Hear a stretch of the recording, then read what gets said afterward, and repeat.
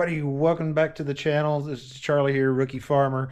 It's been a long time since I've done a video. Been too busy, other life challenges. My other channel, I ended up purchasing a new machining center that I use on my other channel, IC Customs USA.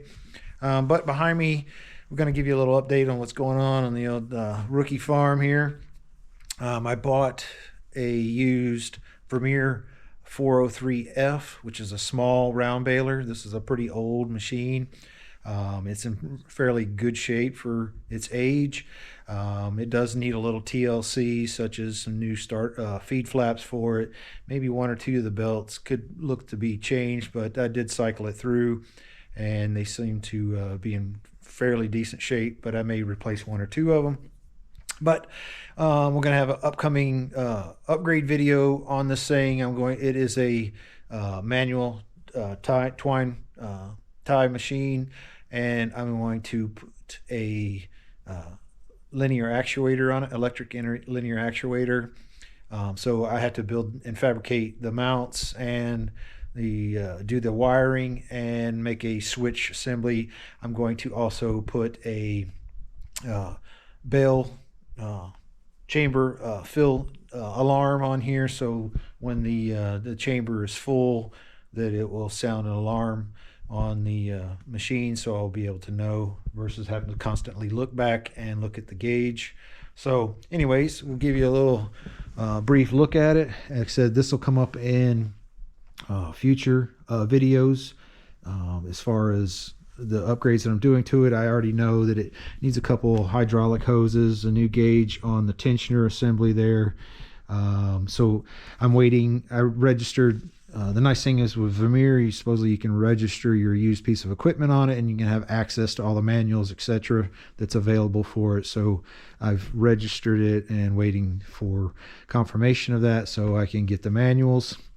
When I go to upgrade this thing or do the maintenance to it, I'm going to go ahead and check all the bearings. So if any of you guys out there are familiar with Vermeers or this style of hay baler, please drop me some comments on some things that I need to look out for. As I noted, some of the feed flaps and some of them are even completely missing. It's pretty rare shape. I've already ordered some of these items, and we're going to do some maintenance on those. And as like I said, check the bearings. Some of the tires are not super healthy. We like to call those Tennessee tires, and they hold air. That's how good they are. Tennessee good. So, but this is farm life. I don't do a lot of haying. I do about 15 acres for every cut. So this machine will be perfect for us.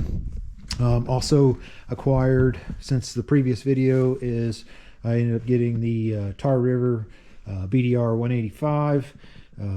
This is a drum mower, and it was a struggle. I only got to use it partially on the second cut. My Mahindra has been in the shop, not for problems with the Mahindra, but the backhoe system that I bought with the Mahindra, I've had nothing but trouble with it as far as blowing seals. Every time you would connect it to the remotes to start using it, as soon as you would connect it, it would blow the control seals. So it's been in the shop 3 times, and I believe Mahindra is going to actually replace it with a brand new one. But they've had my tractor the whole time. I've had this tractor since March of 2023, and I just got it back about 2 weeks ago. And probably the whole time I've had it in my possession has been about a total of a month and a half. I literally have just hit 50 hours on it. So that tells you not much use on it. Like I said, hasn't been a problem with the tractor. It's been with the backhoe. And every time the previous instances, the dealer wanted to work on it, they wanted it with the tractor, so they had it in possession. Plus, there's been a couple little issues with Mahindra themselves trying to enter the data so that the dealer could get paid, but not to wash dirty laundry on my YouTube channel. Anyways, when I bought this Tar River, all I had was my 43600. The 43600 could cut with it all day long, but the problem I had with it was with the 3-point. These drum mowers are extremely heavy, and I had lots of trouble with being able to lift it, and the remotes that I have on the Ford won't work with this hydraulic system. So but it works on the Mahindra, so I'm looking forward to really being able to use this this year. I mean, I did use it on the Ford, but it was kind of a disaster. So with the Mahindra, it'll be much nicer. It has no problem lifting it. The 5145 has Cat 2 connections on there, so with this super heavy item, it has no problem lifting it. The hydraulics works the ram to be able to pick it up, so I'm happy and be able to start using that a little bit more. You know, I'm an old sickle bar guy.